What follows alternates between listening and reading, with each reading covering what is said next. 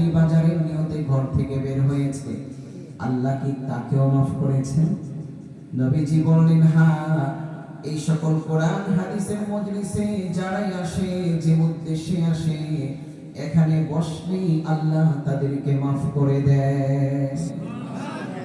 আল্লাহ চাইতো আমাদেরকে আল্লাহ মাফ করবে, আল্লাহর তো কোনো লস নাই। এবং আল্লাহ আমাদেরকে মাফ করে দিলে তাকে কেউ প্রশ্ন করবার মতো কারো ক্ষমতা, ঠিক কিনা? ইনশাআল্লাহ আমরা থাকবো তো ইনশাআল্লাহ। স্বল্প সময় আলোচনা করবো, কারণ সময় যত কম আমাদের জন্য ভালো, ঠিক আছে না? আপনাদের তো মাঝে মধ্যে কয়েক রাত, আমাদের তো প্রায় প্রতি রাত। এই জন্য সময় যত কম তত ভালো। আপনাদের যখন অসুবিধা হবে হাত তুলবেন, আপনাদের অসুবিধা আমার ডাবল সুবিধা। বাকি যতক্ষণ আমরা কথা বলবো শুনবো মনোযোগের সাথে, ঠিক আছে না? ইনশাআল্লাহ। ইনশাআল্লাহ এটা কোরআন হাদিসের মধ্যে যতক্ষণ আলোচনা হবে পুরো মনোযোগ দিয়ে আমরা কথাগুলো শুনবো, ওঠা বসা করবো না, একটু কোরবানি করবো। শয়তান চাপে না বসে থাকে, কারণ আপনি বসে থাকলেই তো রহমত নাজিল হচ্ছে আপনার উপরে, আপনি বসে থাকলেই তো গুনাহগুলো মাফ হয়ে যাচ্ছে, আপনি বসে থাকলেই তো আপনার নাম জান্নাতের তালিকায় উঠে যাচ্ছে। এটা তো শয়তানের ভালো লাগার কথা নয়, ঠিক কি না? এই জন্য ছলে বলে কলে কৌশলে সে চেষ্টা করবে আপনাকে জান্নাতের বাগান থেকে বের করে দিতে।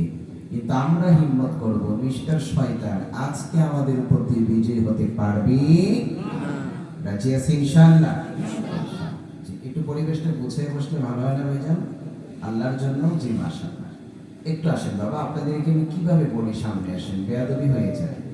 আমার তো অনেকই বয়সে বড়, কিন্তু না বলে কিভাবে থাকি আমি তো দেখছি, আমি তো কোরআন হাদিস পড়ে আমি জানি এটা, যে আমি যদি আপনাদেরকে একটু সামনে আনি আর যদি আপনারা এই মজলিসটাকে সুন্দর করে বসেন, একটু নড়াচড়া করেন, আল্লাহ আপনাদেরকে মাফ করে দিবেন। তো এটা জানার পরও আমি কিভাবে আপনাকে সামনে আসার জন্য না বলি? জি মাশাআল্লাহ। বাবারা বেশি কষ্ট না, পিছনের ভাইয়েরা আসে, একা থাকলে বাঘে ধরে, তাই না? যে বকরি পাল থেকে বিচ্ছিন্ন হয়ে যায় সেটা যে কোনো সময় বাঘের মুখে পড়ে যাবে। আপনি আমাদের মজলিস থেকে বিচ্ছিন্ন হয়ে গেলে শয়তান আপনাকে খুব সহজে, অনেকে অসুস্থ জনিত কারণে হয়তো চেয়ার বা টেবিল লাগতে পারে, যে আপনাদের হিসাবটা ভিন্ন।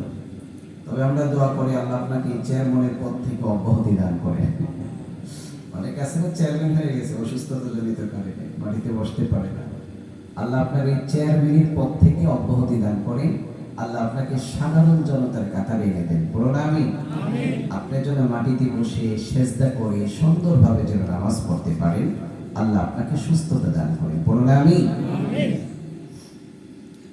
এই উম্মতের মধ্যে যিনি সবচেয়ে দামি মানুষ, আমার নবীর পরেই যিনি সবচেয়ে দামি, তিনি হচ্ছেন সাহাবী আবু বকর সিদ্দিক রাদিয়াল্লাহু তাআলা। তিনি একদিন নবীজির কাছে আসলেন, এসে নবীজিকে প্রশ্ন করলেন, মা নাজাতু হাদাল আমরি ইয়া রাসূলুল্লাহ। নবীজি, এই ধর্মে, ইসলাম ধর্মে জাহান্নাম থেকে মুক্তি পাওয়ার উপায় কি? এটা জানা আমাদের সবার দরকার, আছে না নাই? কারণ আমরা সবাই জাহান্নাম থেকে মুক্তি চাই, সবাই জান্নাত পেতে চাই। ফামান যুহজিহা আনিন নার ওয়া উদখিলাল জান্নাতা ফাকাদ ফাজ ওয়া মাল হায়াতুদ দুনিয়া ইল্লা মাতাউল গুরুর। রব্বরেন যাদেরকে জাহান্নাম থেকে মুক্তি দিয়ে জান্নাতের ভিতর প্রবেশ করানো হবে, সেই হবে একমাত্র সফল কাজ, ঠিক না?